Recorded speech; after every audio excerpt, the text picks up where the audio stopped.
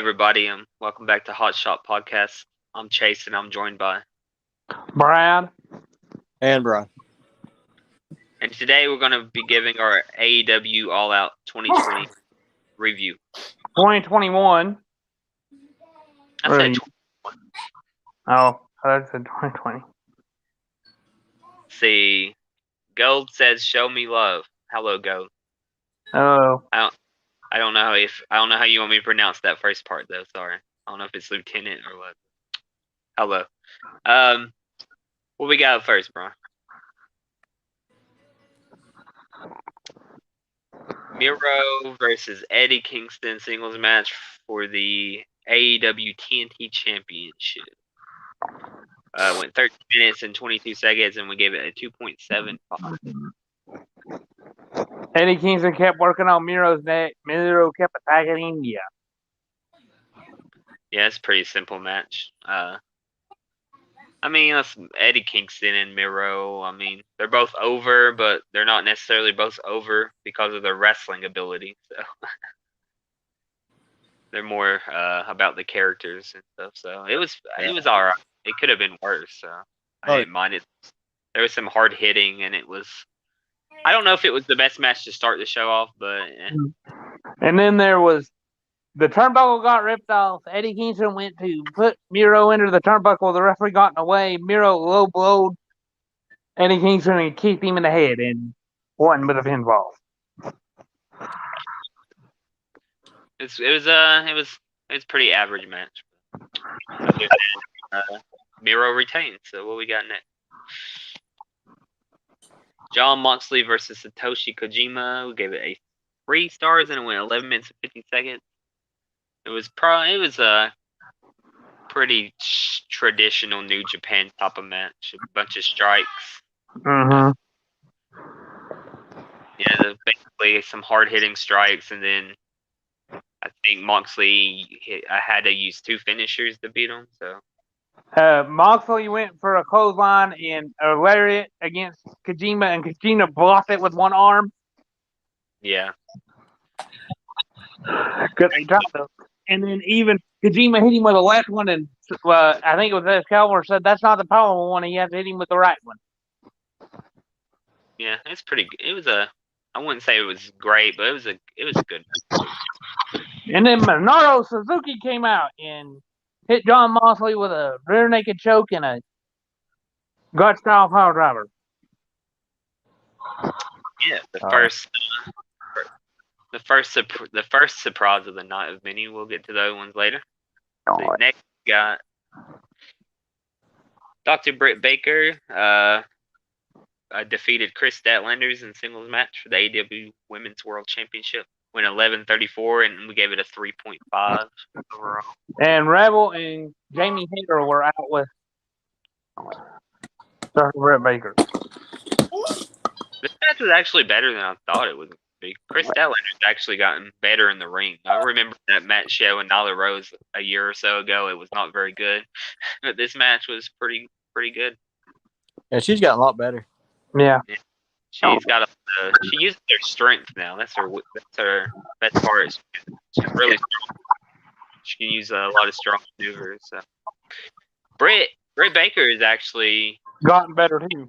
Yeah, getting better in the ring too. So yeah, I really up to this point I thought this was the best match, and that's why we gave it a 3.5. And to win the match, Baker went for a Pittsburgh Sunrise. A curb stomp and a lock chop. So what you're saying is surprise later on. So what you're saying is Seth Rollins is coming to AEW soon. Confirmed.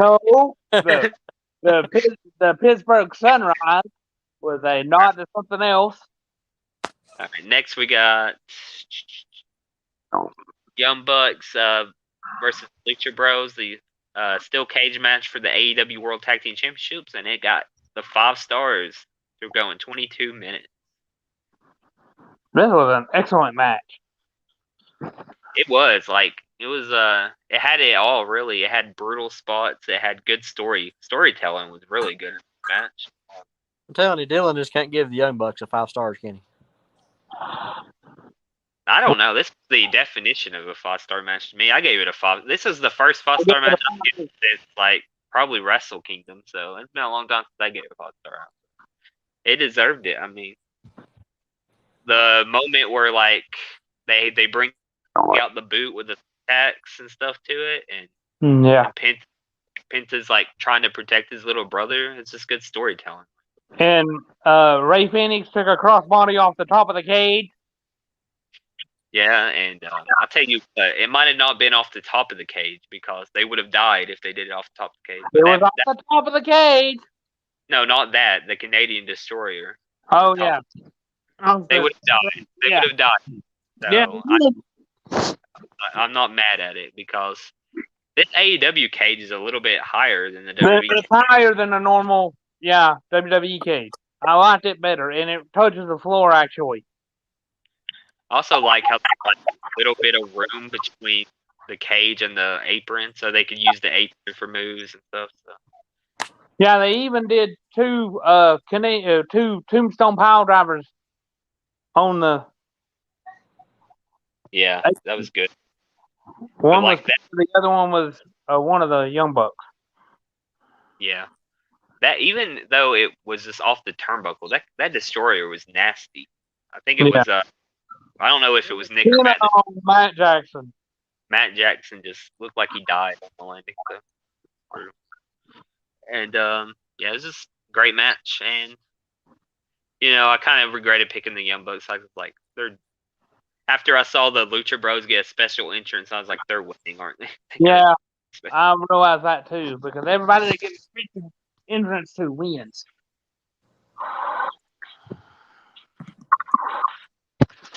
All right, so what we got next? The 21-woman Casino Battle Royal, 22 minutes. We gave it 2.75. And Riho got eliminated. You had a bunch of people coming out at once. So, yeah. And Riho got eliminated without being eliminated. She's the new Curtis Axel. And still she went under the ropes. I know. Yeah, they could still call her eliminated and she still walked to the back. I saw that. I saw that happen live, and then I just kind of forgot about it. Yeah. I thought maybe she got hurt, but she was on Dynamite and Rampage. Yeah, so. Yeah, I don't know. They just miscalled that because they're stupid. Let's see. Now, obviously, Joker card was Ruby Soho, which everybody knew that it was. The only surprise in that match. But she got a really loud reaction. They were happy to see her. Other than that, I mean, it was your standard Battle Royal, but the final 3, I think, was Nala, Thunder Rosa, and Ruby, right? Mm-hmm. And you knew Nala wasn't going to win, so once they got her out, it really could have been either one, and they went with Ruby, which I can understand that. I'm not mad at that. Because Thunder Rosa will eventually wrestle Britt Baker again, but they probably just want to. 2022. Yeah. They want to probably save it for Double or Nothing or something like that. Or Revolution. Yeah, that's a possibility. I mean, even though she won, I don't see Ruby taking the belt right away. So. No. All right, next we have. Right quick, from the left side, shared our video, so thank you for that. Thank you for sharing. Chris Jericho versus MJF. We gave it a 3 stars. And if Chris Jericho lost, he couldn't wrestle in AEW anymore. But he did not lose. Well, he kind of did, but then they were like, never mind. And they restarted the match. And then he did not lose. Yeah, he kept working.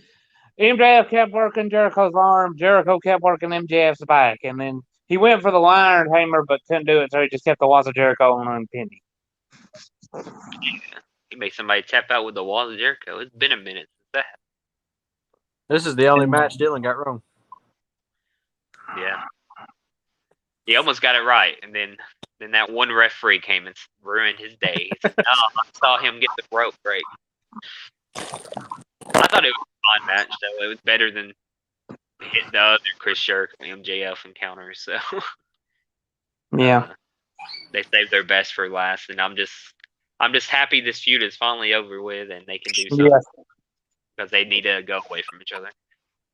But I will also say Chris Jericho's guitarist awful live. I don't know if y'all What? call. You know how Chris Jericho came out with like his Fozzy guitarist or whatever? Yeah. Was it me or was it like really off pitch? It might It have was been really like well loud. off pitch. They had the sound turned too far up on the feedback. Yeah, I mean, me and Brian didn't even have the TV that loud, and I noticed it.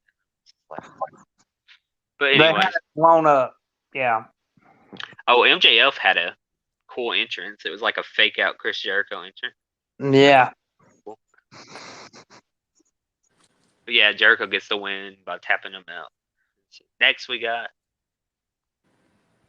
CM Punk versus Darby Allin. Gave it a 3.75 and it went 16 minutes and 40 seconds.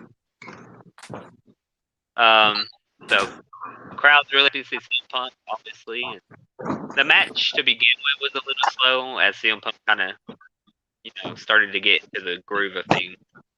First match in 7 years. But about halfway through, it started to pick up pretty good. And a bunch of back And he even hit a GTS and knocked Darby out of the ring. That was a nice GTS, too. It looked like it actually hit Darby in the face with it. Darby went for yeah, that one. Darby went for a Carvin drop, and CM Punk just set up on him. Yeah. He fooled him with that. Darby hit his suicide dive, his brutal suicide dive. Yeah, go ahead. CM Punk's first match back in what, 7 years? Yeah. Yeah. Like, don't get me wrong, it's like 5-star match or anything, but for a guy that ain't wrestled in 7 years, it was pretty fluid. I mean, there was just maybe 2 or 3 minutes in the match where he put on a headlock for about a minute. And I was like, all right, let's not do the headlock for a minute. But after that, they pretty much got it together. Then yeah. Go ahead, bro. Then Darby went for a poison rod and got hit in the GTS and got the end. Yeah, he did his running knee. CM Punk did his running knee spot, but then now he's followed it up with a big clothesline, like a pullback clothesline. So maybe no more bulldog there. And he did not hit the Pepsi plunge. You think he's gonna save that for a bigger match? Or I was really surprised we didn't see the Pepsi plunge. Do you know what the Pepsi plunge is, bro? It's a top rope pedigree. Yeah, he was never allowed to do it in WWE because Triple H, obviously. So, but it's a cool move. But I guess he's gonna save it for a bigger match. Up next, we got do it because his probably knees can't handle it. So He came out in long tights too. Before we get to that, what do you think about his next looks like feud? Team Taz. I'm sure it's gonna be a quick feud. I hope. Cause I heard he's gonna wrestle in a handicap match against Paul. Yeah, so I don't know. I mean, I wouldn't mind to see him go against Ricky Starks, but I don't really want to see him go against Hobb because that's just a bad style mashup. And yeah, and Hook's never wrestled before, so no. I think CM Punk's next feud. I think a logical choice would probably be, I don't know. I mean, I don't want to say MJF right now. That's later down the road. But I don't know. Some other mid-card heel. Who's a mid-card heel? I can't think of mid-card. The AEW, you got no mid-card heels. I mean, I know Miro is the mid-card heel champion, but you don't want that matchup. I don't know if this is something like he just said, but in that press conference, he said that he plans to tag with Sting pretty soon. That could be a match. Punk and Sting and Darby versus Team Taz, or Punk and Sting and Darby versus 2.0 and Daniel Garcia, something like that. It's a Sting is on his bucket list to wrestle. Yeah, I don't know if they'll ever wrestle, but yeah, they could definitely. They probably will. I mean, I wouldn't be surprised. Sting could still do a little bit in the ring. So. And Sting didn't come out with an out during the match. He went back to the back. Yeah, he said he never thought it would happen, but he said now we're both of them is in AEW. It's a good possibility. He said that's a bucket list match. Yeah. You know what? Honestly, I know it would be kind of weird, but I wouldn't mind CM Punk getting thrown in right away versus like Adam Cole or something. Slight spoiler alert for later. We'll get up to that later. But anyways, what's the next match? MJF has his hands full with Pillman Jr. Pillman Jr. Yeah, I guess that. Yeah, they're having a little mini feud right now. That's true. Yeah. Paul White versus QT Marshall match of the night, 1.75. Yeah, this match was a stupid squash match. Yeah. I think I gave this match a little too high of a rating when I rated it. I gave it like a 2 just because it was a squash match. It would have been a 1 if they actually tried to wrestle. I mean, it was fine. This was the just separate, give everybody a break between the CM Punk match and the main That's a event. bathroom break match for the main event that's going to last a while. The only thing about this match is Billy Gunn turned on Big Show. But they were nowhere involved in this match, were they? Unless I missed them. No, they were. And then on Dynamite Rampage, there was no discussion of it, so I don't know what the point of that was. But there was no point. Really, no point in this match in general. I don't know. Unless you just want to give Big Show a dominant win so he could feud with somebody else. I don't know who he feud with. We'll see. I heard rumors that AEW don't see no money in the Big Show, so I don't know. Maybe they'll like have a match with Miro and to put Miro over or something like that. That's the only thing I could think of. Because I heard they was getting ready to cancel this match if they needed to. That's why it was placed where it was at. Yeah, there's just nobody really for him to wrestle unless he's going to put over. I would rather see Mark Henry in the ring than Big Show. I'd rather not see either of them, but if I had to pick one, I'd pick Mark. All right, next we have Kenny Omega versus Christian Cage. Singles match for the AEW World Championship. Went 21 minutes. Gave it a 4.25. And overall, the show got a 3.25. So, hey, this match is pretty good, actually. I liked it. Yeah, multiple V triggers. Yeah, the V triggers are brutal, and the Dragon suplexes are brutal. Like Omega does. Yeah, and then a double stomp through a table. Christian went for a spear off the apron through a table and hit it wrong, and it barely broke. I think he hit the mid leg and cut his side. Yeah, it came up, hit him in the back. I'm just saying, I would have gave this match I would have considered 5 stars if Christian or Kenny Omega, if Christian hit that running unprettier through the table. I really was hoping for that, but he had a spear. And then Christian went for a top rope unpretty. It was a second rope unprettier, and it ended up being a second rope one-winged angel to win the match. Oh, that was brutal too. You know that didn't feel good. Hell no.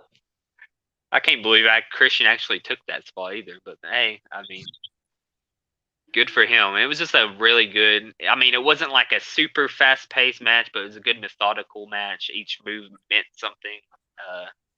So you're kind of your typical good Christian match. He makes every move mean something. Kenny Omega wins with a one-winged angel off the middle rope, and yeah, it was a good match.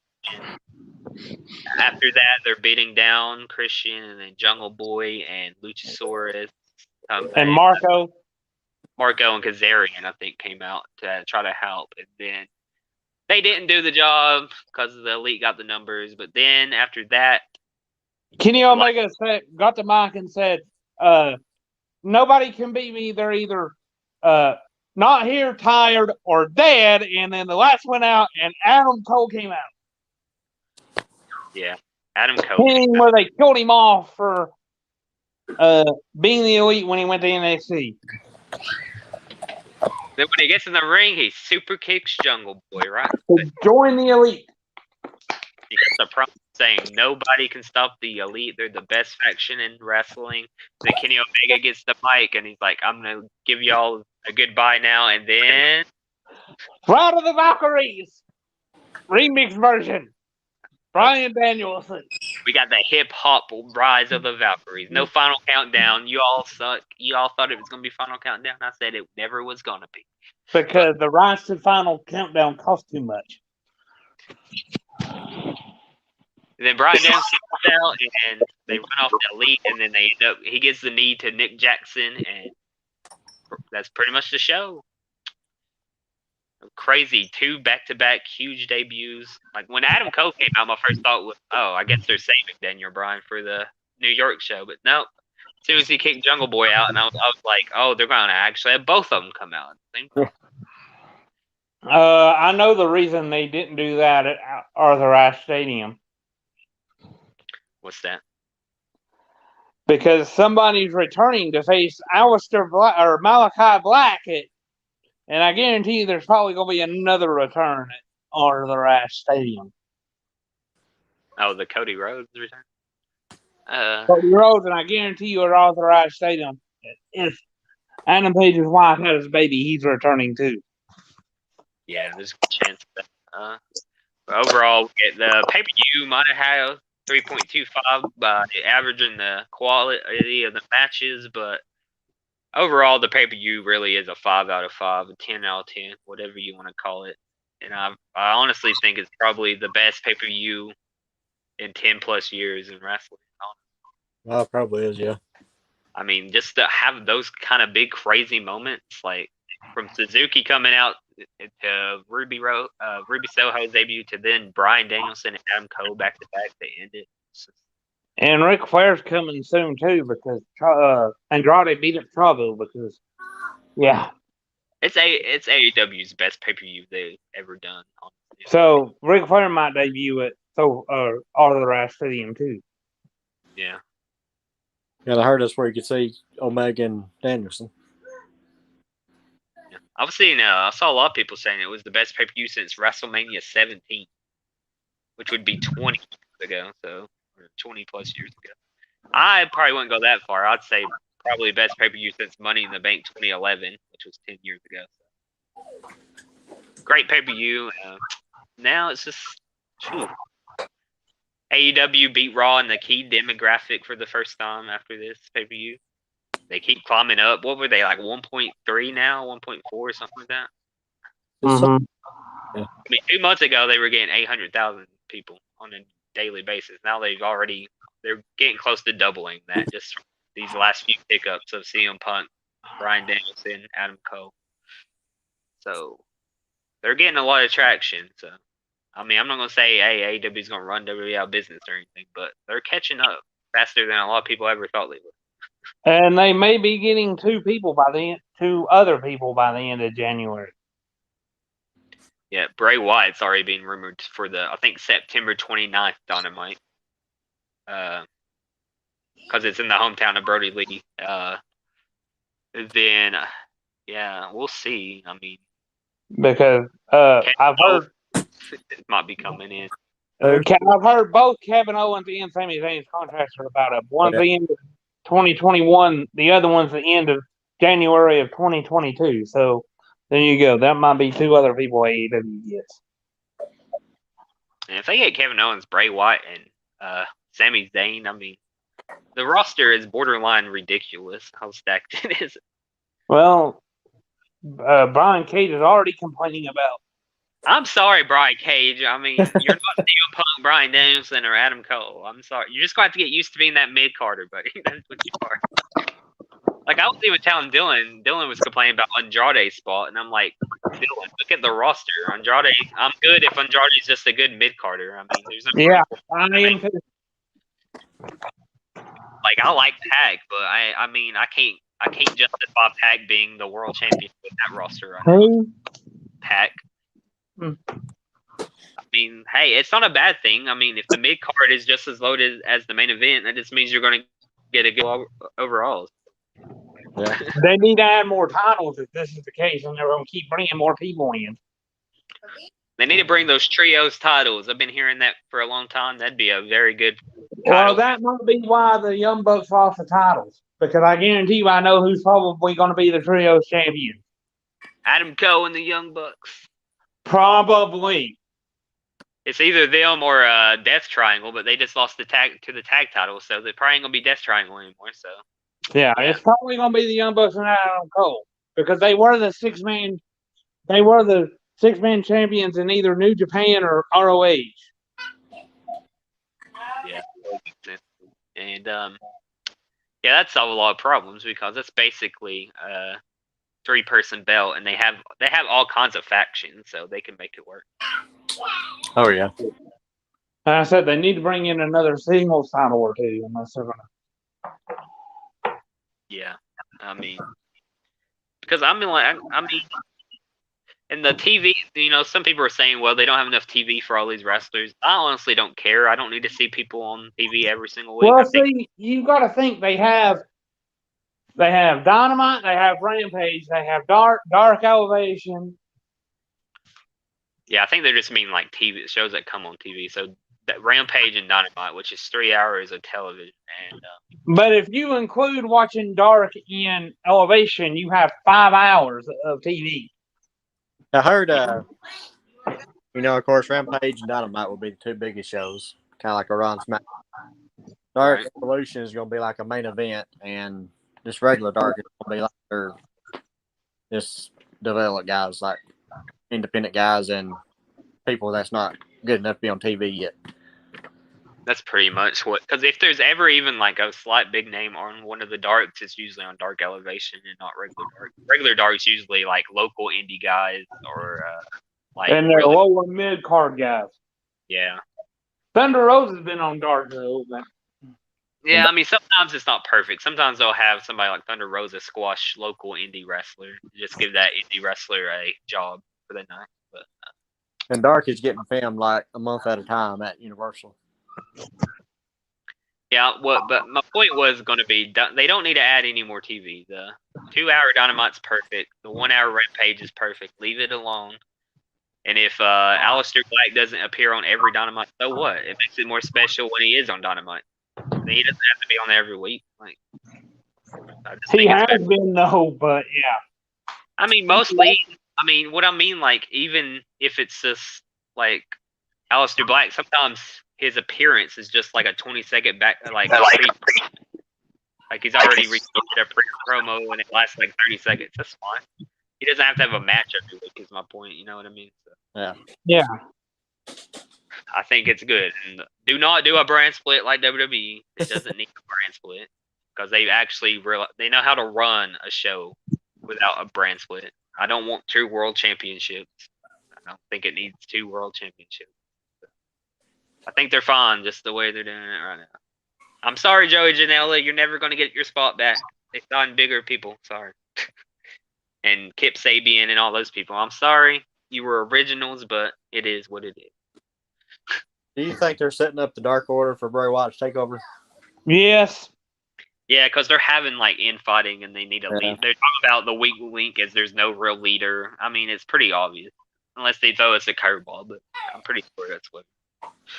Because they're not going to break up the Dark Order. The Dark Order is too popular to break up. Yeah, I think it's like one of their top selling merchandise things. Yeah. Because at first I was afraid they were going to break it up, but then I think it was a week or 2 ago, they were like, the difference between the Dark and some other stable was that this stable has a true leader, and you guys don't. So. But anyways, I think that's pretty much it for AEW All Out. I guess the superstar of the night, or the people that debuted, all 3 of them. So. And I've heard one of the matches at Arthur Stadium might be Kingston and Moxley versus Minoru Suzuki and Lance Archer. Yeah. I mean, it'd be. You think they actually, real quick before we go, you think they are doing Danielson and Omega at that show already? I guarantee you they probably are. I was thinking it might be a 5-on-5 tag match between the Elite and Danielson and Kazarian, Jungle Boy, Luchasaurus, Christian. But I mean, it could be the title match if they're ready to do it already. But I just didn't think they would be ready to do it already. But well, see, the thing is, if Adam Page comes back, then they're going to have to do that match at a big stadium so they could do Adam Page and Kenny Omega. I mean, it's true, but I don't know. I could see Daniel Bryan beating Kenny Omega already. And if they, I mean, you can still have your Adam Page versus Omega feud, but at that point, I don't think it's necessary. I'd just rather see Adam Page versus Adam Cole or something. Adam versus Adam. But I don't know. There's a lot of things. There's a million different things they could do. That's what's exciting about it. We'll see what they do. But you guys got anything else? Oh, believe so. No. All right. Thanks, guys, for watching. That's going to do it for our All Out review. And check us out on Facebook, TikTok, and YouTube. And we'll see you next time.